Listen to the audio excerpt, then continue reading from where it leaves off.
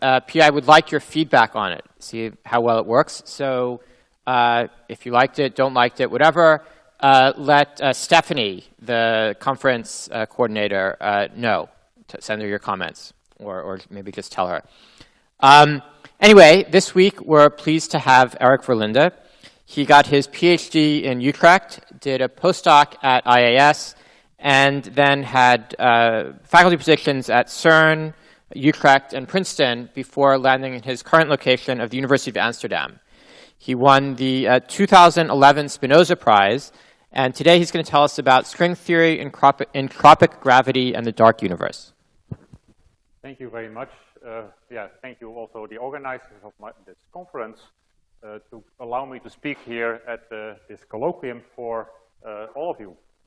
Indeed, I think we are living in some exciting time where we are seeing connections between information theory, quantum information, and gravity, and a new way of thinking about gravity is starting to appear. And what I like to explain in this presentation is that I believe that this is going to solve some problems that we have with understanding gravity, not just at the short distance scale where we usually think that quantum gravity is important, but really solving issues about the dark universe. That means understanding properties of dark energy and of dark matter. So I will try to convince you of that, and indeed I will show some connections and some explicit comparison even with data. It grows out of combining ideas of string theory and insights from black holes and things that I just started developing some years ago, which are called entropic gravity, and it ties in very nicely with recent developments in ADS-CFT. And this is sort of the idea that starts to arise, is namely that gravity is indeed emergent. We should not think about it as something that should start from the beginning, as being assumed to be there and described, say, like a Lagrangian of the type of Einstein's action. We really should think about what space-time is made of, and then this quantum information connection becomes important. And then gravity is sort of a consequence of understanding space-time itself. So black hole thermodynamics is an important hint. Actually, it's the first thing that people found where we have some clue of a connection between gravity and entropy and information, therefore. String theory has done a lot, actually. It has explained the Bekenstein-Hawking formula by microstate counting. It has shown us different ways of thinking about degrees of freedom. String theory is not just about strings, it's about D-branes, and it has all kinds of different phases even where we can represent degrees of freedom in different ways. And here I use the phrases Higgs and Coulomb branch, and I'll explain a little later in the talk what these words mean. And then ADS-CFT, the holographic correspondence between gauge theory and gravity. And there it's the connection with entanglement entropy that has been recently sort of studied and been very actively sort of seen as a way of deriving gravity even from this information theoretic point of view. There are connections, but there are also differences in these ways of looking at it. And indeed, there are also puzzles. I mean, there's the puzzles associated to horizons have not been completely solved. There's the information paradox, and now the recent version, which is indeed based on quantum information theory, which is called the firewall paradox. It really starts to question whether space-time exists beyond the horizon, or whether we should think about horizon regions as really something else, or that something else is happening to space-time than in our normal surroundings.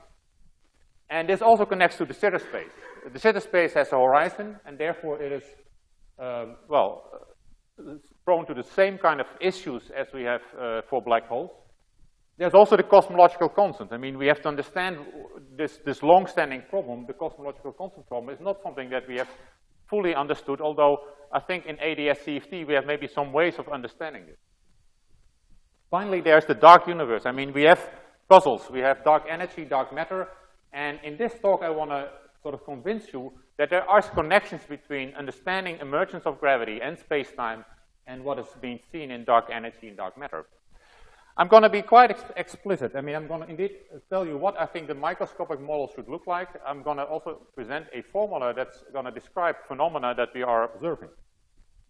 And it has to do with understanding the scales of dark energy.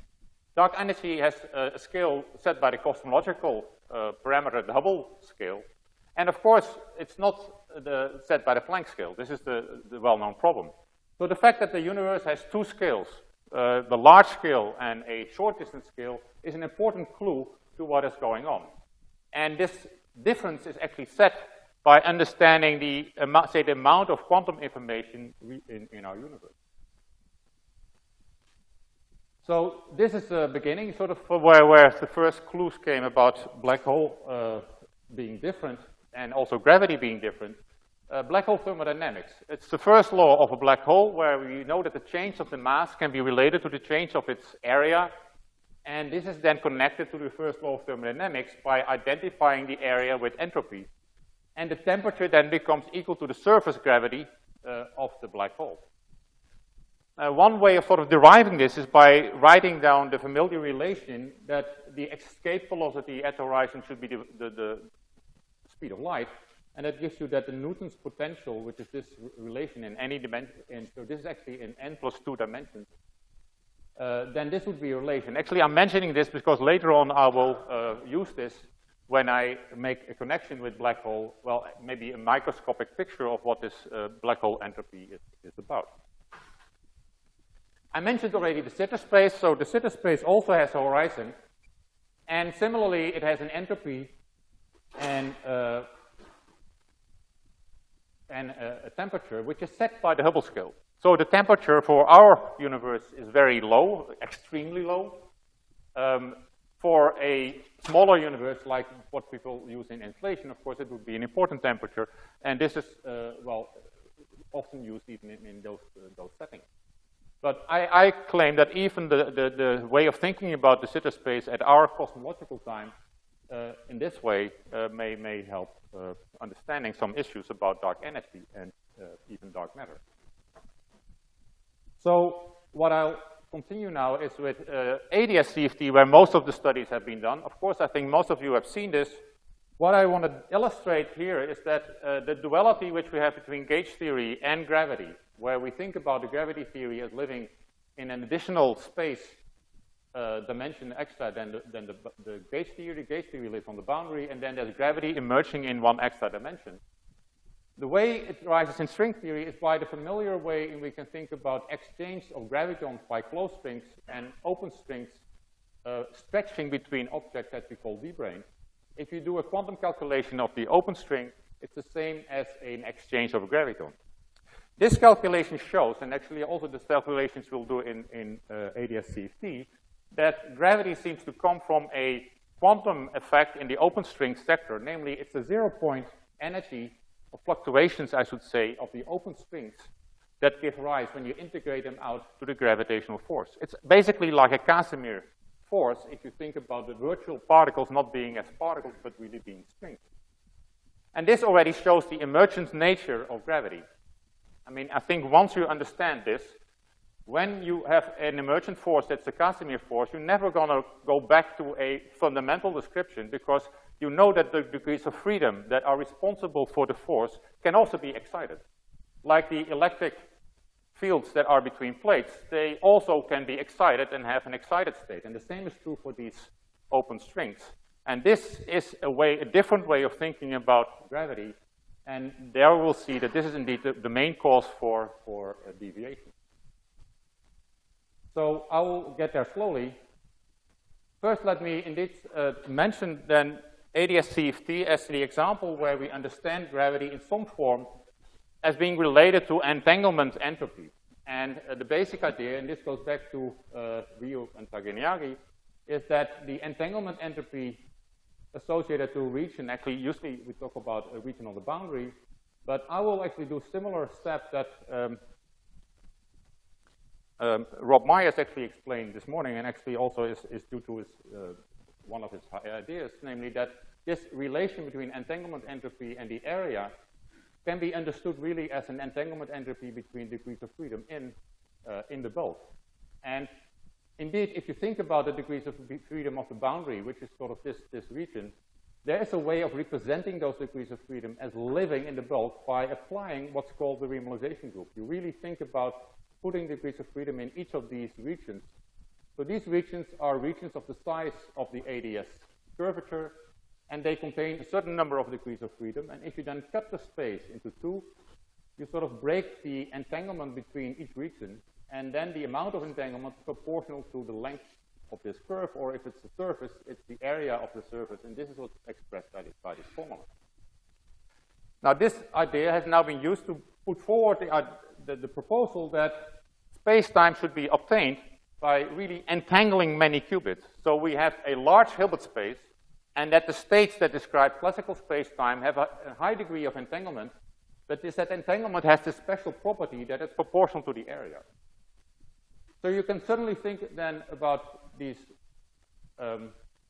space-time as being sort of made out of qubits, where the qubits are like molecules, and the entanglement is like the molecular bonds that keeps them together.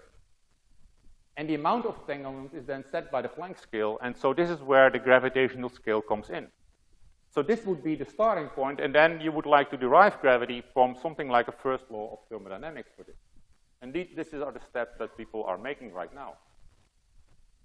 An important point here, which I think was also mentioned this morning by Rob Myers, is that the states corresponding to space-time are actually very special states. They are states that have this high degree of entanglement, but they can be part of a much larger Hilbert space, where most of the states in the Hilbert space have no interpretation in terms of space-time.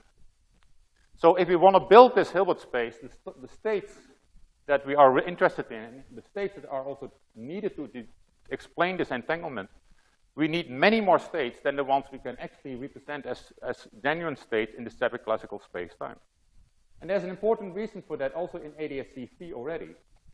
This argument for the area law actually works only well when we have crossing many ADS regions. Locally, in very small regions, we don't really know how many degrees of freedom there are, because actually the number of degrees of freedom in each of these patches is finite, and this is determined by the curvature radius. So if you make the curvature radius very large, the number of degrees of freedom in space-time seems to go down. And it basically goes to zero. So this is an issue that we need to meet, and then we have to understand also this entanglement entropy.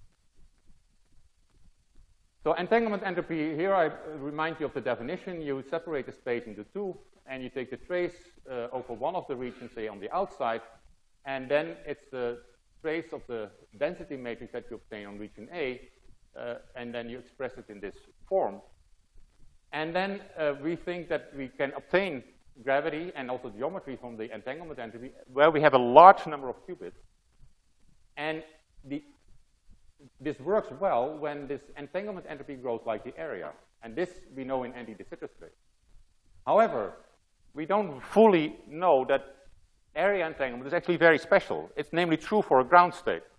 If there are excitations, and these excitations may occur, for instance, near horizons where thermalization happens, and black holes in de Sitter, the question is, does this area entanglement still hold? And this is where we see sort of differences maybe appearing when we are really in situations where we have a finite temperature, like, as I said, with black holes, and also in de Sitter space. This assumption about the area law needs to be reconsidered. And indeed, one of the main points I'm going to make is that the ways that people have now been deriving Einstein's equations, and this is people that have been recently showing this, by a first law of thermodynamics applied to this idea, they look at the variations of this relation by putting an additional change of the state, and then the first law of thermodynamics seems to imply the linearized Einstein's equations, but it's assumed then that indeed the area entanglement law holds. So area entanglement and this derivation of Einstein's equations are directly related. Actually, area entanglement and holography is directly related because it also implies that you can express things on the boundary. So there's something that we put in right from the beginning, this law of area entanglement, but the question is, does it always hold? Now, what I'm going to do is actually making a proposal that's more general than what's happening in ADS-CFT. And the reason is that I want to indeed move to regions smaller than the ADS radius, and also want to go to de Sitter space. So the basic building blocks of space-time, I will call them stringy qubits. They're not ordinary qubits because we will see they will do something special. And let me call them S-bits because they're sort of stringy and they have some special properties. And one way I'm going to think about them is like the molecules that when I put them together are going to build space-time, and I'll call them monomers, because they're going to, as we see later on, make something more like polymers. Indeed, they're indistinguishable, and so there's a permutation group acting on them. And this permutation group will be important for understanding its properties. And in first instance, I'm going to assume very, very naive. Namely, I'm going to assume that the number of bits of these bits is going to be proportional to the volume. This seems wrong because it's not the area law, but let me just do it because this allows me at least to put degrees of freedom everywhere. And so I'm going to write this number, and I'm going to suggestively write it as C over 12. This is going to be the number of these basic bits, and it grows like the volume. The excitation energy of each bit, so the bit actually corresponds to a two-level system, or maybe more. I mean, I'm not that, it's not necessary to look at two-level systems, maybe three. But the important thing is that it has an excitation energy, which I call epsilon, where it has a negative ground state, and a positive energy state with energy plus epsilon. And I'm going to assume very naive that there's only one scale, firstly, in the problem, namely the Planck scale. So that means that both the volume V as well as this energy epsilon are set by the Planck scale. This would explain, by the way, the area entanglement that we have, namely that is set also by the Planck scale, but it does something very bad, which is well known. Namely, it creates a problem. Before I get to the problem, let me first tell you what the energy is. So I told you that the excitations have energy epsilon. So if I have a number of excitations, the energy will be proportional to epsilon. And there's this minus C over 12, which is sort of the ground state energy. If there are no excitations, every state is in the ground state, every bit is in the ground state, and this is this number. And the excitation energy epsilon just multiplies this number, and therefore I get a negative ground state energy proportional to the product. And you can see this has an energy density which is way too large because everything is set by the Planck scale. So the problem occurs, which is the cosmological constant problem, that if I take these formulas, that I get a vacuum energy density. So this is the vacuum contribution. It's sort of like a Casimir contribution, and it's set by the Planck scale. And the energy density is the excitation energy divided by this volume per bit. And this is a huge number, and indeed it's 10 to the 20 orders of magnitude large. So I'm going to need a large number. And I'm going to take this large number to be 10 to the 60 for our universe, because I want to bring down this vacuum energy. Indeed, the correct value of the sort of observed vacuum energy would be a factor n squared smaller. So I'm going to want to reduce this vacuum energy by a factor n squared. And this you can do by, in this formula, by multiplying the volume here by n, and by dividing the energy by n, because then this goes down by n squared. If I look here at these formulas, this also does something to, well, here the epsilon becomes smaller, and the volume becomes larger, and that means the central charge, this number C, becomes smaller, and the delta becomes larger. So the solution to this, indeed, is what is called in string theory the long string phenomena. There's something that acts on these qubits, these S bits, namely permutation group, and they can form twisted states. And they can form twisted states of certain length n.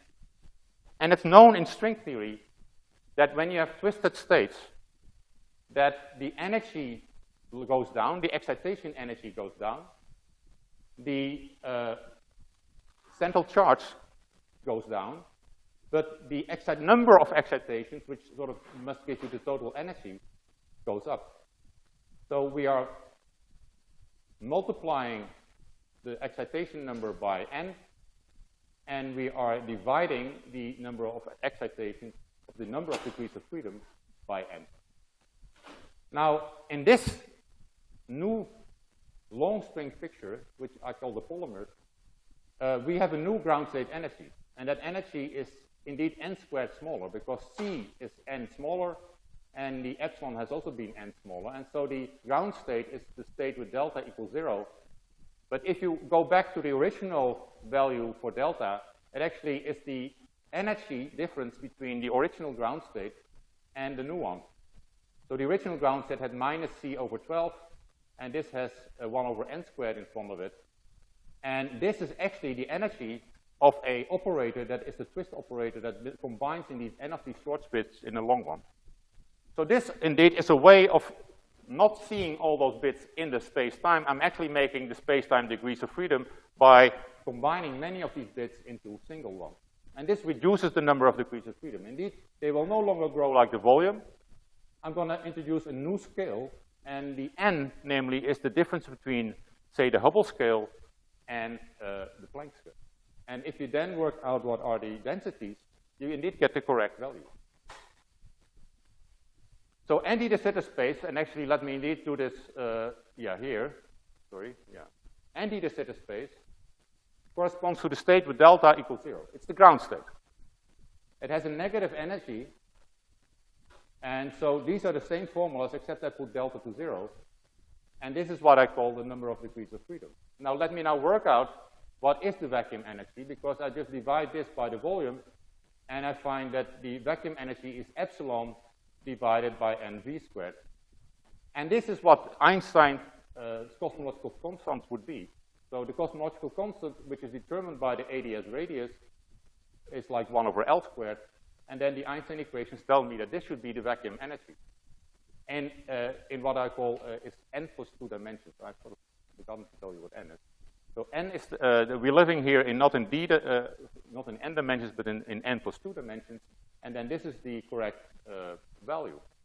So what I'm going to do now is make this correspondence such that I indeed choose a certain value for epsilon over n and n times v, so that this formula is satisfied. And you will see that this formula will work quite nicely. Actually, yeah, I'm going to use this relation later. Because indeed, if I take this equation, I find for CL, when I put in this relation, this right-hand side. And we'll see why this is a nice value. So these are the values for epsilon and for, so epsilon is set by 1 over the ADS radius, and the volume is also set not by just by the Planck scale, but it also has the ADS scale in it. So this is the volume not of one monomer, but of n of them. So this is what I call the volume of a polymer. So that I put a relation up there now. Now I'm going to go to, so this was anti-de Sitter space, and it has the correct vacuum energy, but we want to go to de Sitter space. Now, how do I get to de Sitter space? Now I want a positive vacuum energy. So this is the same number except with the plus sign. And so now I have to put in excitations. So I'm going to excite these same degrees of freedom by putting in a delta, which is non-zero. And the right value, well, you see here, the minus C over 12 must become plus C over 12. So delta must be CL over 6. And indeed, that gives you the correct vacuum. Now, note what I'm going to do is actually use these formulas to account for the correct entropy of our de Sitter space. De Sitter space has an entropy set by the area of the horizon, so the area with radius L. And with this formula here, when V is the volume of the space and A is the area, we find that this expression is equal to 4 pi C L over 12. Now, what is this microscopic origin? If I take this many bits with these excitation energies, and this is the number of degrees of freedom, we can start dividing all these excitations over all the available degrees of freedom. And this is counted by partitions. And a long time ago, the mathematicians Hardy and Ramanujan found a formula for counting partitions.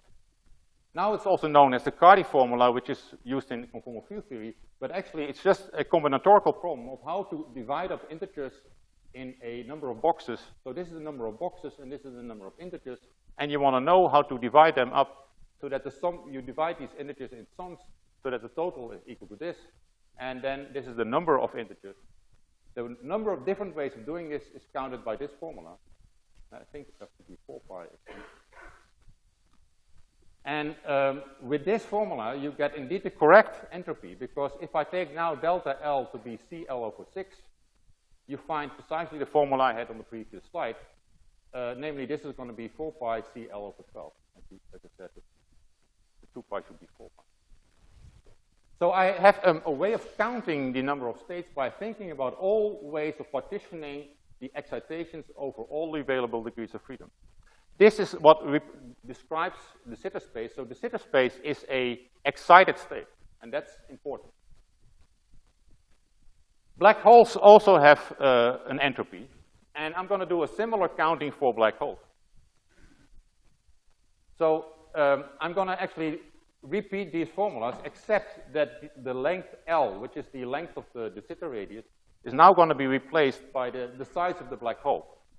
So I've made the Planck scale orders of magnitudes larger by multiplying it by this factor n, which is indeed sort of thinking about the monomer making a long polymer chain. Now I'm going to do the same, but I'm going to do it only partially. So I'm going to do the same thing now for microscopic counting for black holes.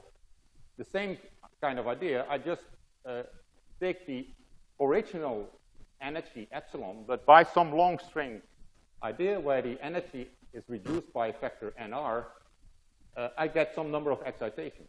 So I just divide up the mass in this fractional energy. And I do the same thing with my the number of degrees of freedom. Originally, it was V over little v, capital P over V, but now I make this smaller by the same phenomena. And again, that's equal to the area of this region. And the counting goes the same. So compared to the Sitter space, I've reduced the length of the chain, namely, it's not the Hubble radius, it's some smaller distance, which is set by the radius r. And the energy, indeed, is also set by 1 over r. And that's sort of the natural energy scale for a black hole. But for the rest of the counting goes the same. The Cardy formula still applies. And indeed, the Cardy formula is a formula that multiplies this factor times that factor. But for black holes, this number and that number is again the same, because that's exactly the relation that puts us at the horizon. Namely, the ratio between those numbers is set by Newton's potential. So this is a way of thinking about Newton's potential. Basically tells you how many excitations I have on top of in these degrees of freedom. And when all of the degrees of freedom are excited, this is when I have the horizon. So it's a very natural way of thinking about it. Actually, this formula is not valid when this is smaller than 1. So it's only at the horizon that the entropy appears. And this is sort of a natural sort of consistency check of what I'm describing here. Now, this all seems very formal. But what I really want to do is sort of connect this to things we can test and we can look at. So first of all, I haven't told you anything about what really the degrees of freedom are. And here I already called them stringy qubits. And actually, I've avoided using a lot of the technology and the machinery of string theory. But to tell you a little bit more about what is the microscopic description, let me do a little deep. Yes, go ahead.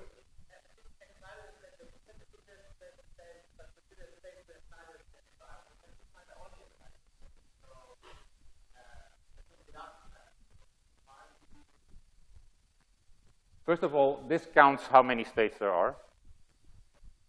And as you see, these are states that are made by combining many qubits over a very long region. So these are states that are hardly accessible to any local observer. Of course, we have states that we are associating to matter.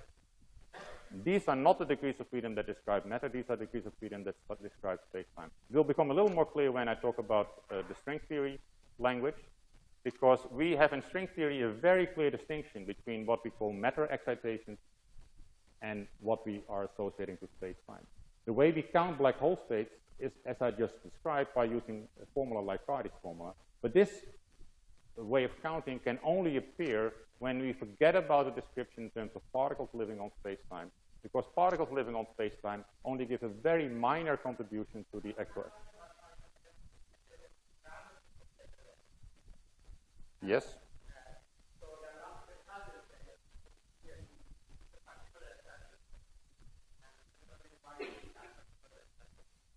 Well, one thing that I might say here is that there is this relationship holds only when this is larger or equal than CL over 6. So that's the regime in which Cardy's formula applies. So the Sitter space is exactly where the equality is there. And what I expect is actually going on is that when you go below it, first of all, the entropy suddenly has to reduce. So suppose we started from a state which has indeed higher entropy than this one, where the delta is higher, and we are reducing the temperature. We end eventually up in this entropic state, and then we want to reduce it further.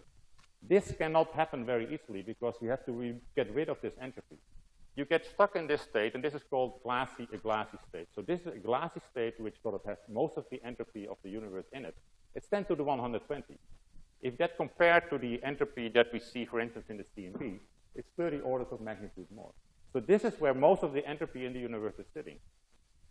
And so we're living in a universe which is processing this many qubits at a scale which is the Hubble scale. And there's no way that we can see this happening because we're really like the smallest scales, and this is happening at a much larger scale. And this is decoupled from our own physics. So this is a long range. We have made many qubits string together, and this is where the things are happening. And the number of states is equal to the horizon area, but it's actually captured in the entire space-time because the energy in this state is the dark energy. So let me tell you a little bit about the string theory language. Indeed, in string theory, we can exactly make models that do what I just described. In string theory, or better said, M theory, we have ways of building or counting black holes by using what are called D0 brains. They describe excitations that are associated to the M theory circle, but they have a certain property, namely they are quantized in 1 over the radius also. And they are described by what is matrix quantum mechanics. The matrices actually appear because in string theory we have these open strings stretching between the D0 branes. And now the quantum mechanics has two kinds of branches. And this is where I have to indeed make the distinction between what we call particles and what we call space-time degrees of freedom, or excited space-time degrees of freedom. In the Coulomb branch, we think about these matrices as being commuting, and then the eigenvalues describe particle positions. This is how we reproduce ordinary particle mechanics. However, so in that sense, actually, we have to combine many of those D0 branes. The number of D0 branes is indeed equal to this number of excitations. But there's also a Higgs branch, and then we are looking at off-diagonal matrices. The matrices are no longer commuting.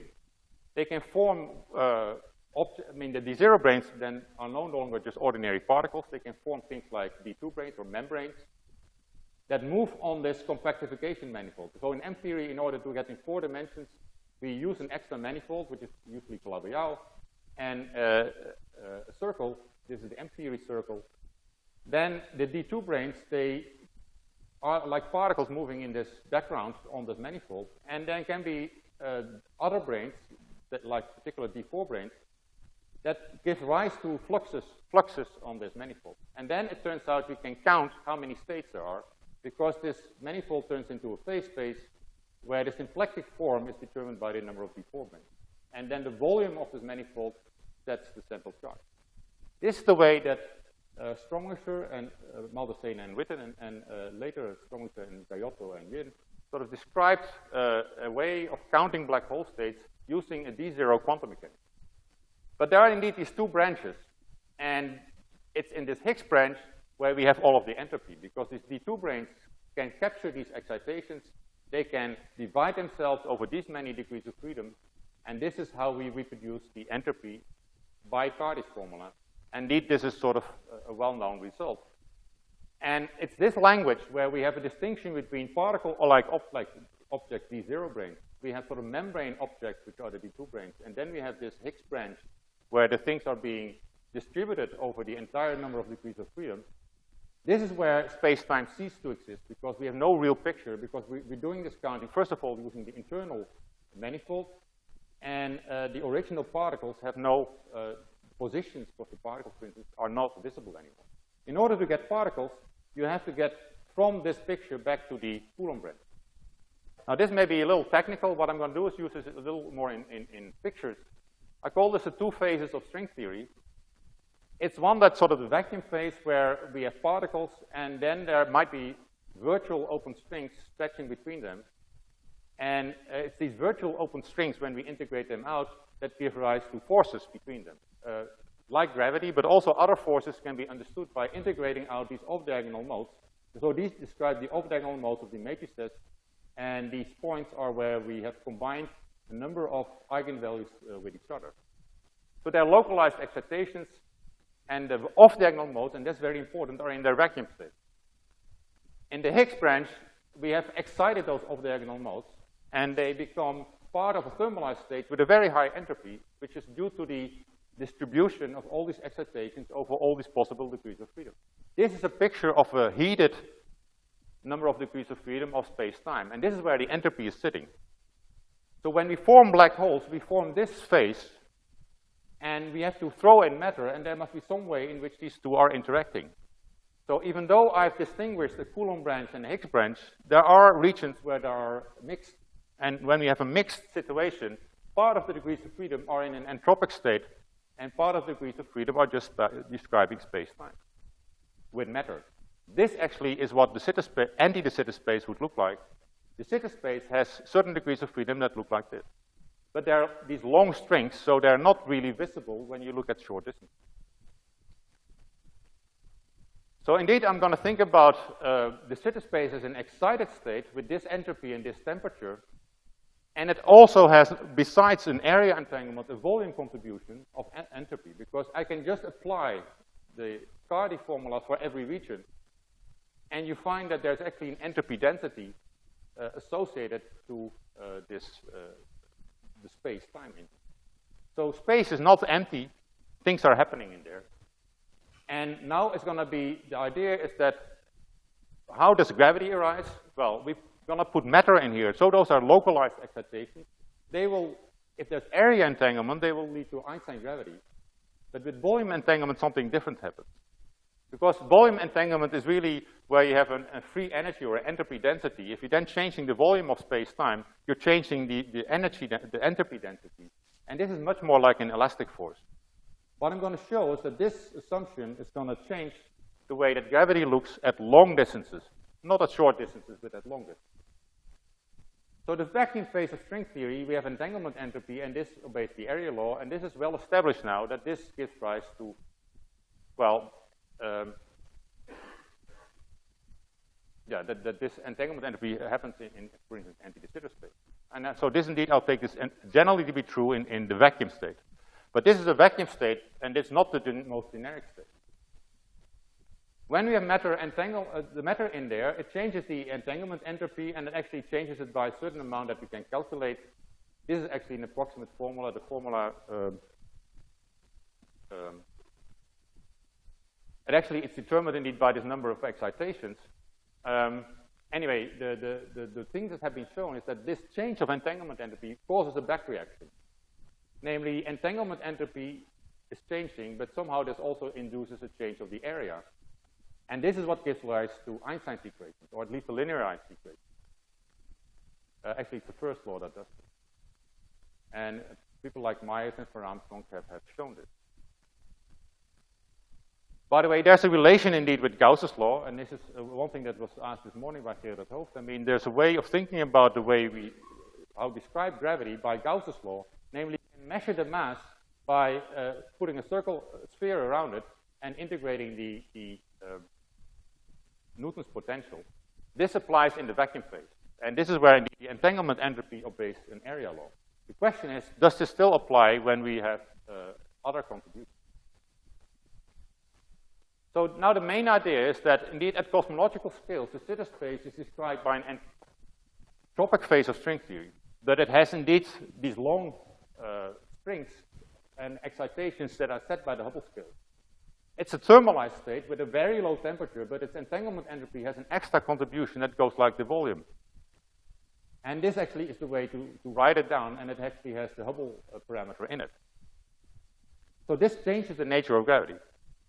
It becomes actually more of an entropic force analogous to elasticity, actually elasticity appearing like in polymers. And what I'm going to do is indeed calculate now an effect that is due to this difference. Oh, I take a smaller region of size r.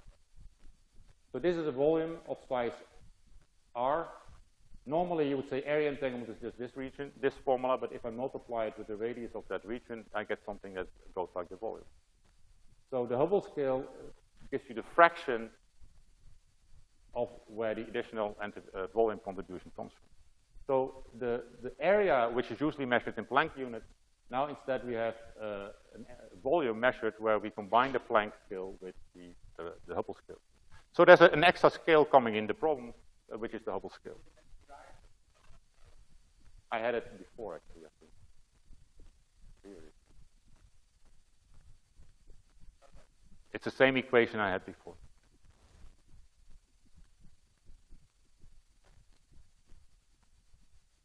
So now I'm going to indeed put in matter, and this is going to change the response. I'm not going to put you through all the calculations, but I'm going to give you the general idea, and then I'm going to present you the formula. It changes the entanglement entropy, but it does indeed, at short scale, the Gauss law still holds, namely because their area entanglement is dominant. But at larger scales, the volume eventually takes over, because volume grows faster than area. And so there's still ordinary gravity at short scale. But when we are at longer distance scale, where we sort of see the entropic effect of the entropy in our universe, the volume and law of entanglement changes the nature of gravity. And it indeed, as I said, becomes analogous to elasticity.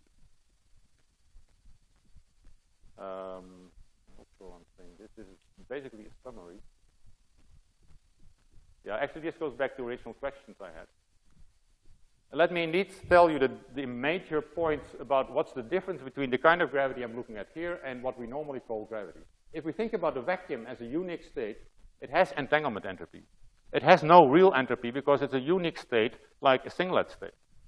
If it has really entropy, like a thermal entropy, there are many possible states that this can occupy, and then we have to do a different kind of derivation. And indeed, it can have a volume contribution. Indeed, I described the two phases of string theory, where the vacuum, the Coulomb phase, really looks more like this. But the Higgs branch has more entropic. So ADS-CFT, everything is sort of caught in a unique state, but in the Sitter space, it's different. And actually, horizons generally should be thought of as excited degrees regions of space-time. And the dark energy is actually due to thermalization, where we start indeed breaking this state down and having many possible ground states. And now I'm going to indeed explain that dark matter, and actually I put a quotation mark because dark matter will not be matter. It's something that is changing the law of gravity, and it's going to be a memory effect caused by the volume contribution to the entanglement. Now, what determines the scale of the dark, this dark matter effect? And here I sort of come back to the issue: what sets the scale of the entropy of the number of states that we have in our universe? It's the Hubble scale. And the quantum information is given by the de Sitter entropy, but we cannot access that quantum information. We really can sort of imagine now living in a big universe, which is like a quantum computer that's processing an enormous amount of states, a number of states equal to the area of the Hubble of our de Sitter horizon. But we have no way of accessing those states because local perturbations are decoupled from it. This is the way that people try to build quantum computers, because they don't want the local disturbances to change the information. So something may happen in our universe without us knowing it. However, what would we see, and how would we know? And I claim that what we would see are the puzzling phenomena associated to dark energy and dark matter. There's actually a beautiful analogy, and it's indeed a polymer analogy. And this is a material called a polymer melt, where you put many of these polymers together and they entangle with each other. And they create an elasticity because once in a while they hold each other fixed. And it's in this context that people have calculated what are called memory effects. These polymers can leave the material and leave behind a strain in the system that doesn't relax immediately because there's a very slow dynamics going on. It's sort of an example of a glassy state. And this is a paper which indeed does the correct calculation. It's a calculation inspired by Duquesne, who basically told these people, well, if these polymers leave the material, they create an additional elastic force, namely they leave an empty space behind, and that will not be immediately released. There will be a strain in the system, and I can calculate this, and here's the relevant calculation. I'm not going to show you the details because I haven't published it yet, so I'm not going to give away everything. But the analogy is going to be clear. I mean, the temperature of the system is like the energy scale that I have, and it's actually the de Sitter scale, the Sitter temperature. The volume is going to be, and this is actually here explained in here. There's some number which is called the entanglement, where we take this many monomers, and then we build from the little volume, the volume of the polymer, which is V E n times V0, exactly as I did in the calculation.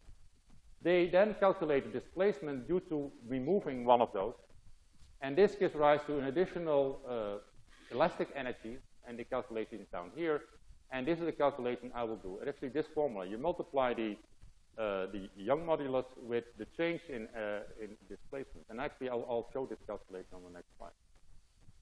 What do you do with elasticity? You remove a certain volume, and then the system displaces a little bit. So we are here in an entropic phase where I remove some entropy from the system or some volume, and then it has to react by elasticity. Namely, what it does, it displaces by a volume which is equal to the removed volume, V0.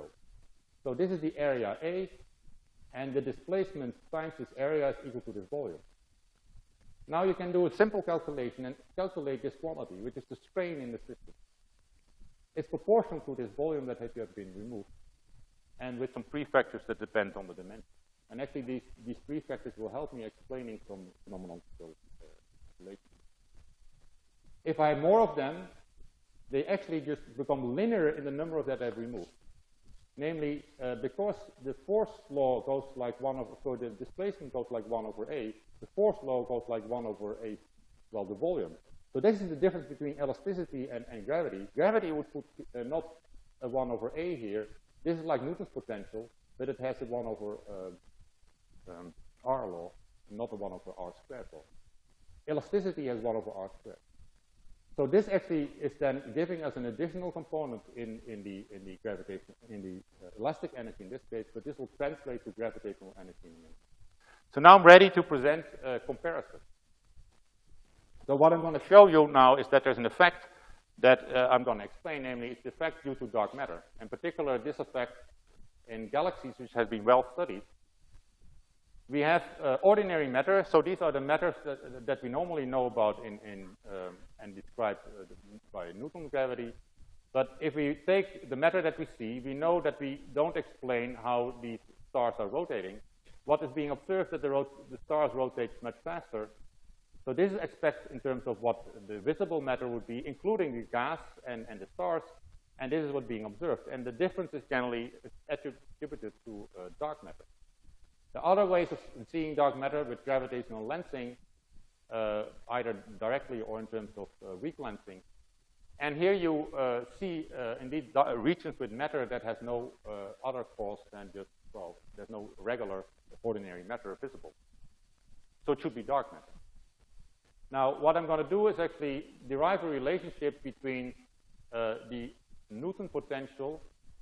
So what I wrote down here is actually the observed velocity as a function of distance, where I separated it in terms of baryonic contribution, which is due to the visible matter, and a dark matter contribution, which should be the difference between those two. So the baryons would go down this way, but what we observe is some flattening, where the velocity as a function of distance becomes roughly constant.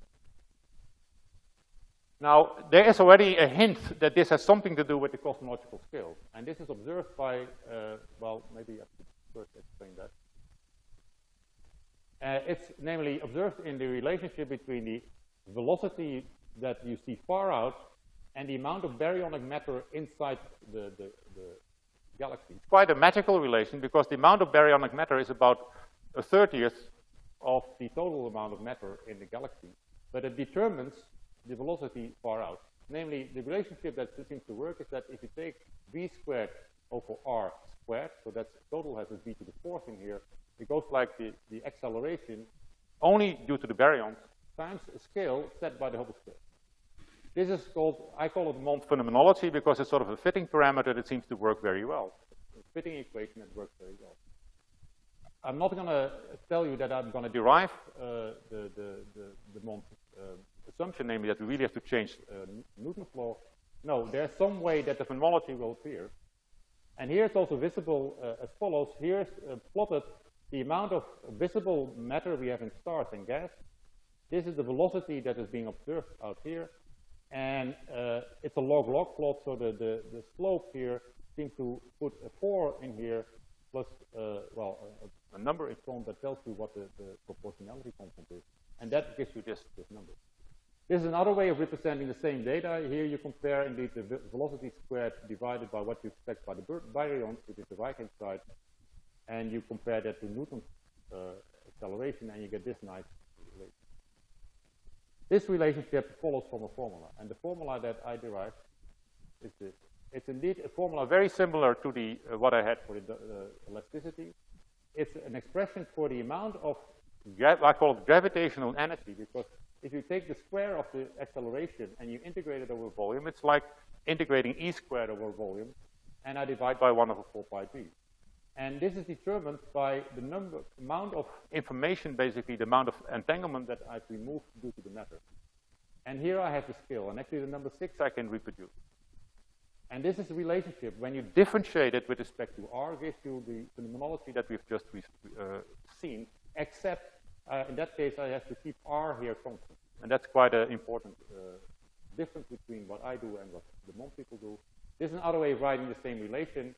It actually gives you a relationship with the amount of dark matter and the amount of baryonic matter. And what I can do now is derive what is being observed. I can calculate the density of dark matter and the density of and compare it to what's seen in baryonic matter. Of course, I already told you I reproduce the MOND phenomenology. So all the checks that people have done using the MOND idea are curves like this. There are hundreds of them, and they work very well with basically no free parameter, because once you've sort of calculated the constant, the formula is fixed, and you can basically fit many galaxy curves, and it's quite impressive because this is not being challenged by the ordinary particle dark matter, which needs about at least 2 parameters for every galaxy in order to be able to fit it. There are also regions where MOND doesn't work very well. And actually, this is where the difference which I have and what MOND has is important. MOND has the relationship when if I differentiate with respect to R, I would keep this thing constant. This is not true in clusters, for instance, because there the matter continues to increase as a function of the radius. If you calculate this formula and compare it to cluster data, you get this. So this is actually a paper where people looked at the coma cluster and first figured out that MOND doesn't work. One needs about a factor of 4 larger, and this factor of 4 can be understood quite well. Actually, I did leave, not where I put in that slide. So this is the amount of matter you see. This is the amount of matter that MOND would need in order to explain the observed curve. So this is sort of a paper that points out MOND fails in clusters. This is what I can do with my formula. If I assume this matter, and this is the amount of stars that sort of was left out here, this is what MOND would need. Clearly, it's more than what I have here, because even if you take this logarithmic, you can add those up, but you'll never get to this curve. But I can explain this curve with the equation. So I think that's pretty good, and I have some more fits that seem to work very well. What about the cosmic density? Actually, here I have a formula. Actually, I have not shown that one. Actually, I have from the same formula which I have here. I can derive indeed the relationship between the baryonic density and the dark matter density in terms of the Hubble scale, and I can extend this to the size of the universe. I get this. This is the relationship I get. And this is what's being observed. So I have one formula, I can do clusters, galaxies, and also reproduce this. And even the same relationship, which is the one between dark matter and baryonic matter, seems to hold when you evolve it in time. So I think this is quite a challenge sort of to deny this kind of correspondence. I mean, there's some agreement between the formula and what is being observed. And I think I've provided you with a conceptual, at least, understanding of what might be going on. Thank you.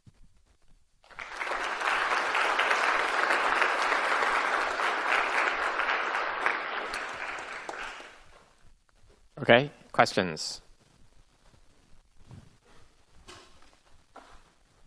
Well, I just want to ask for more clarification. I'm a big fan of MOND, and I worked a lot on it, but I gave it up because I couldn't get the cluster scales to work out right. So what exactly is do you mind repeating and going into more detail, what exactly is the physics that makes the clusters work? If I assume, so when I derive the MOND equation, I said I differentiate with respect to R, assuming M to be constant. Then I differentiate only this R. But suppose I have a matter density. Then M would go like R cubed, if it's a constant density. If you then differentiate with respect to R, you get the same relation with the factor of 4. That's the factor of 4 that's mentioned here. So I can, with this relation, I can explain the difference. You really get you get an enhanced, the reason that there's a big difference. In galaxies, most of the matter is in the center and then it falls off. Yeah. But in clusters, most of the matter is contained in X-ray emitting gas. And that gas keeps growing until the far edges of the cluster. I know there's a slope. So what I put in is a slope. And actually you can derive the slope from this relation. You see the slope is put from here.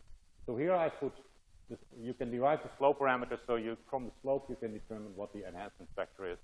And there's an enhancement that indeed for constant density would be a factor of 4, but if it would be like 1 over R cubed, it's actually the 1. So there's anything in between gives you some factor, and that seems to enhance this. I have another question about clusters. What about the bullet clusters collision? Can you say something about? I told you that the dynamics is a memory effect which is associated with the flow dynamics of the underlying system. So there is no direct law. So what I don't have like MOND people say there is a modification of the acceleration that should be a direct response to where the baryonic matter is sitting and what you see in terms of the acceleration. I'm saying this is an effect that determines sort of the geometry of space-time, but at the slow dynamics, which is, so the equation I wrote down is where I assumed relaxation to happen over a long time scale. What happens in the bullet cluster is as things are colliding, and there, whatever effect was responsible for the dark matter doesn't immediately react to what's happening to the baryonic matter. It just may continue. So there is ways in which this is essentially different from the MOND description. I'm not trying to find a law that, actually I should even say, I put assumptions in deriving the equation. So there are situations where these assumptions may break down, and therefore you have to study dynamical issues like in the MOND, in the bullet cluster, in order to really have the description of that one. So the relationship doesn't even hold because the assumptions that I made in deriving it would break down. Yes. Oh, sorry. Here, let's. How do you explain? Do you have any explanation? Any explanation for this number 10 to the 60 that suddenly appeared at the beginning? The number 10 to the 60 has to do with the amount of information that we have in our universe. So somewhere we need a large number, and I think what I had to assume is that we have a certain amount of entropy in our universe, which is 10 to the 120, and that is given to us, and that's the number of states we have to deal with, and this is what sets the scale of the cosmological constant. So it is not something that, so I think physics doesn't need to have one scale. If it has large numbers, you already have more than one scale. So I don't think that the number 10 to the 60 can be calculated. It's one of the parameters that you have to put in. It's a difference between the cosmological scale and the Planck scale. It's like what people have to do in these polymer models. The polymer has a certain length, and there's a size of the monomer, and whatever the length is what makes our universe. So I think it has to do with the degree of the length of the entanglement chains that we have been forming in order to sort of get our degrees of freedom. That makes space-time. But this large number, I think, is an input and cannot be sort of calculated independently.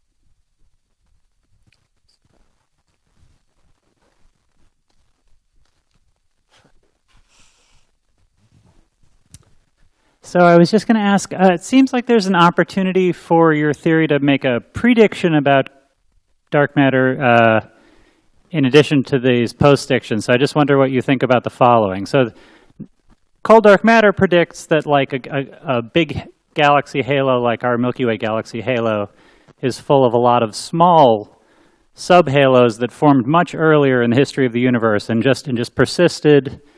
They got eaten up by our larger halo later on, and they just nothing's been able to strip them apart.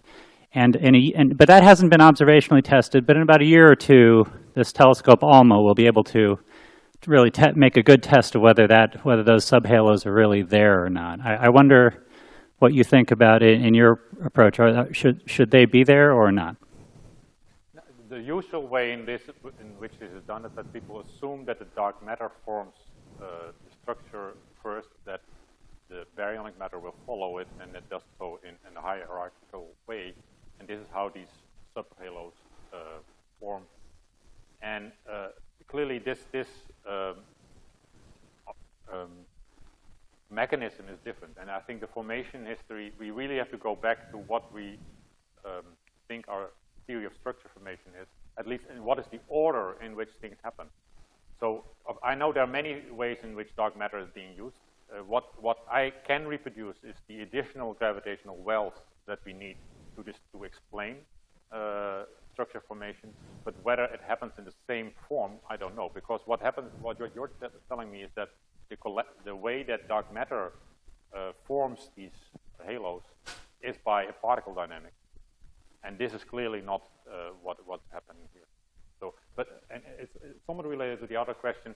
This has to do with dynamical issues that I've not fully described, because I've written down an equation that is like an equation in a quasi-static situation. I've not studied what the sort of dynamical equation is that we should use for dark matter, which is sort of the question you were asking me about.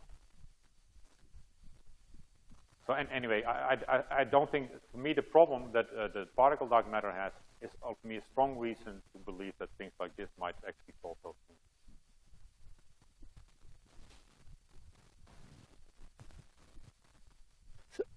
things. So the number 10 to the 60 corresponds to the Hubble scale right now in Planck units.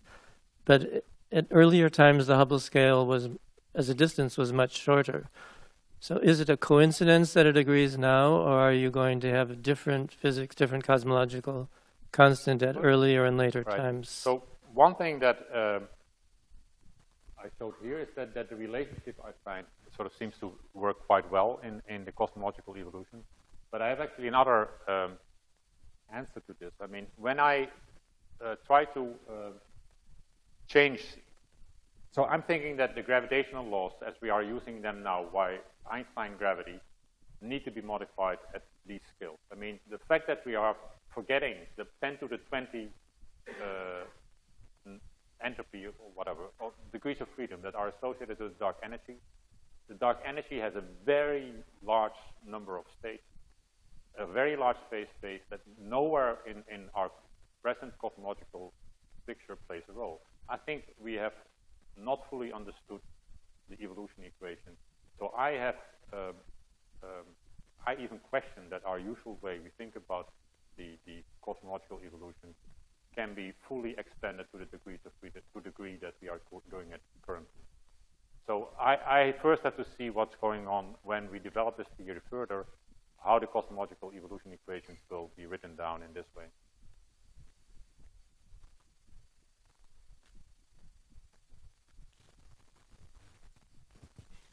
I mean, so I think that fitting rotation curves and all of these things with dark matter is all well and good, but the most precise and convincing evidence that we have for dark matter is the silk damping tail of the CMB, and that is something that. I'm not hearing you well.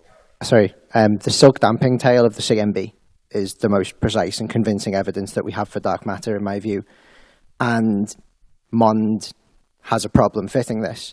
And so, like, the way to state that is that whatever is causing structure, giving you extra matter, has to be forming structure hierarchically on scales larger than a megaparsec, on timescales of order matter radiation equality. Or the large-scale structure in galaxy surveys and the silk damping tail of the CMB will be wrong. So, I mean, I think that's like the 0th order thing that that when it comes to dynamics that needs to be checked before you go to rotation curves or anything like that. Like, these are all nonlinear environments. Linear structure formation, megaparsecs, timescale of matter radiation equality. And MOND doesn't do that, and you need to jump through hoops to make it work. Let me make two comments. I mean, I've not indeed included how I would describe the CMB and what the current explanation is using dark matter. But this is dark matter worked out in a certain model that indeed describes the large-scale structure much larger than the scales I've been looking at here. And indeed, the usual way people talk about this region is this is where the nonlinearity of gravity becomes important, where baryonic feedback comes in. So it's a complicated one. However, there are certainly things we don't understand there. And I don't think that extrapolating the laws of physics that we have derived at our scale to the cosmological scale and forgetting about all of the problems that we have in these intermediate scales is a valid approach. And so I'm actually quite also impressed with the number of data that have been verified using the MOND relationship. If you look at the number of plots, the number of points that people have checked compared to the CMB data, I think there's much more data that seems to confirm the MOND idea than well, I mean, of course we have to explain the CMB data, but I think the challenge is still to see what the MOND phenomenology can be, how should I say it? It cannot be ignored, even from the people that think about ordinary particle dark matter. Erik, I just want to support you because you went right by what I think is the most convincing answer to what was the challenge that was just given. The baryonic Tully-Fisher relation, and the fact that the Tully-Fisher relation sharpens up strongly for baryonic matter as opposed to total matter, is very hard to understand in a particle dark matter perspective. As well as, just to repeat what you just said, all of the rotation curves and those hundreds of plots working out precisely with no parameters fitting them. David, that really is something which I think that the people who think dark matter is the right explanation really have underestimated and gone right by.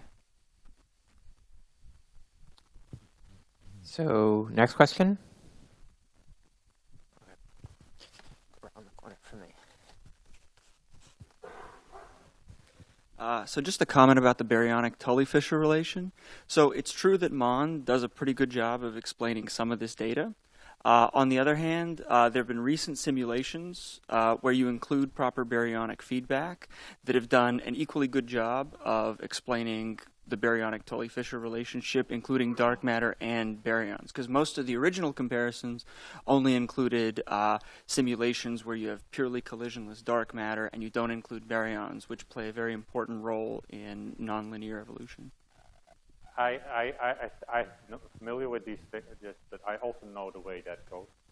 The uncertainty that there is in the models has to do with how fast do you form supernova, star formation, all those things, all kinds of parameters that you can put into the simulation. And what people have been doing is tuning their dials in such a way that they can get the relationship out. It doesn't mean that you have explained the relationship. It's simply you have been able to put your parameters in such a way that these relationships come out.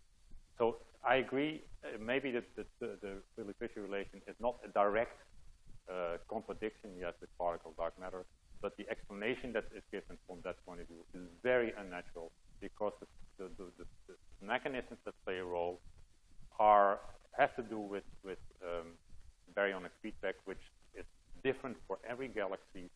I mean, how many stars are being formed, how many supernovae, it's every time different, yet they lie exactly on the same relationship. And I don't think that the baryonic or a particle dark matter explanation is actually believable in that context. Okay, are there any more questions? Okay, then let's thank the speaker again.